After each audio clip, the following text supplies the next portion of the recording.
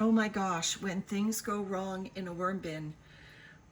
I had just answered AJ today to say I don't put lids on my worm bins, and I don't. But this lid up here accidentally got snapped shut. I use the lid on very loosely to store things on top, and it accidentally got snapped shut, and my worms are doing a break for the exits. They are alive. There are no smells in here. So Landon and I, thank you Landon, I put out an SOS. He's come to my rescue. He's rescuing the ones up on the lid and putting them in our leaf mold tub. I think because I've got air now in this bin, these worms will be fine. They obviously, I mean, it's easy to say they were just climbing because of moisture, but, and this is a big tote, so there's a lot of airspace in the bin, but they could very well have run out of air. It's probably been about 4 days since I've been in here. I don't know how many days it's been since the lid was accidentally snapped shut. Oh, wow. Look at them all. This is peekaboo, and there's no peekabooing here. They are perfectly visible. So gotta get to recovery. Bye for now. So this is my idea to get them down. They will find their way back down, but I'm just going to mist them all. Don't know if anyone else has had a jailbreak like this. Tell me what you did to get them all down. Landon's picking them off the lid because obviously they will dry on the lid, but I'm just making sure all these worms are moist, and I'm hoping they will go, there's air and well, there was always moisture in this bin, but now they will know that there is a damp pathway back down into the worm bin. So, you know, obviously if I put enough water in here to wash them down, my bin will be soaking wet. Well, that's my solution anyway. Just gonna leave the light off, or leave the lid off with a light on top. That one's trying to break for the exit on the lid. So I'll make sure in these next few minutes that none of them try to use that moist lip of the bin to go over, but I'm really hoping that they will see the error of their ways and do a U-turn. Look at those clumps of worms. Classic signs of stressed worms, folks. They are alive. That big glob of worms is sinking down. All right, I will keep you updated and give you a look after an hour or so when I hope they've all returned to base. Bye for now. Hi everyone. Well, it's actually the next day.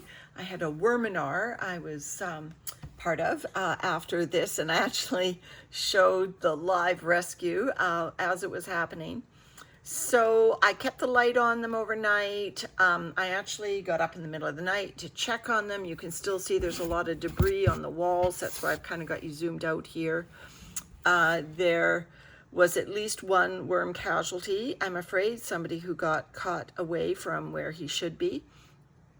Now, why did the worms do this? Well, like I said, the lid snapped on accidentally. I never have lids on my bins. There are no holes in this bin. So when the lid snapped on, there was no way for there to be airflow in and out of the bin. Well, you might say, well, it's oxygen. Well, it is sort of. As this material down here is decomposing, I mean, obviously the worms are doing it as well as the microbes in here. It is producing a series of gases, both methane and carbon dioxide. And when, pardon me, when carbon dioxide dissolves in something moist, like this bin, it forms carbonic acid. And so it could be that this material was starting to get acidic for the worms. There's lots of oxygen here. Like there's probably 2 or 3 cubic feet of space above this bedding to where the lid was. So these worms were not starved of oxygen. But what could have started to happen is that as the material, not the worms, started to produce more carbon dioxide, sorry for the finger there, the carbon dioxide dissolves into the moist bedding, produces carbonic acid. Worms don't like that. They were trying to escape. So what I did is I worked in, you might be able to still see some evidence of it, is I worked in some powdered eggshells into the material to bring the pH down. Sorry again for the finger, the camera keeps moving. So I worked some fresh eggshells into this to try to bring the acidity level down. Obviously no worms are trying to escape. Let me just assure you, see there's some egg grit right there on a piece of bedding.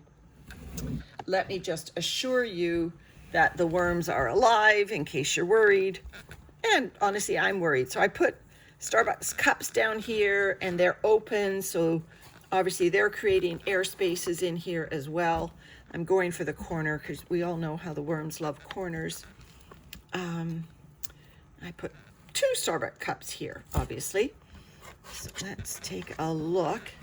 There's a worm there. Yeah, so there is no sign, no smell of dead worms in here. The worms have returned to their bedding, and they're doing fine. So but I'm going to be cautious because I still believe this material could still have acid in it. So I'm not going to give it another food scrap feeding. I might give it something like alfalfa, or just give it leaf mold, something like that as a food. Oh, there's a worm. So there's one of my escape ones. Probably going to start crawling on me now just for this agitation. These worms have been through a lot, and you saw that there are thousands of worms in here, at least 1,000, I would say, and they're hiding down the bottom here. I'm just trying to get low enough to assure you they are alive. There's more.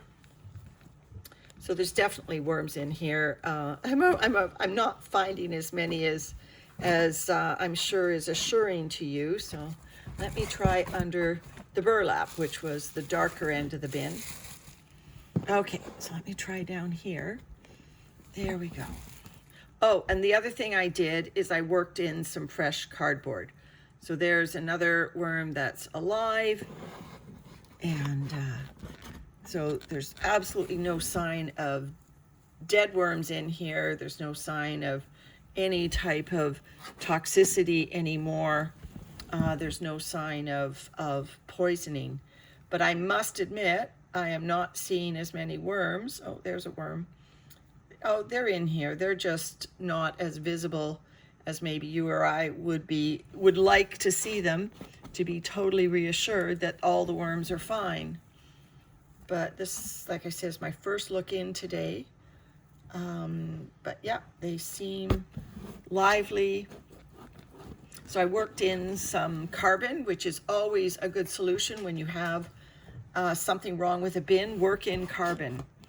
So I worked in some carbon, and then I worked in the eggshell, the egg grit.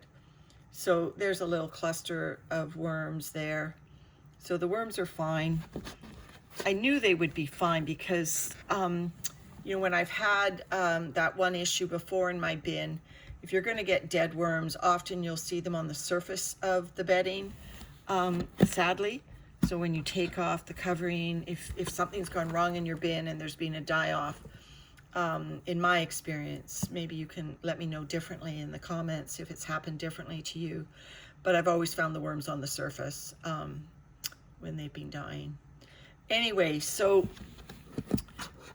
these worms are fine. They were just way down under. Like I said, this material is very deep and needs to be thinned out. All right, worms. So the jailbreak escapade is over. We lost one worm. I found one worm that got caught up and was not able to obviously it turned right instead of turning left and ended up in his place he shouldn't be, and sadly died. So other than that, the worms survived. All right, thanks everyone.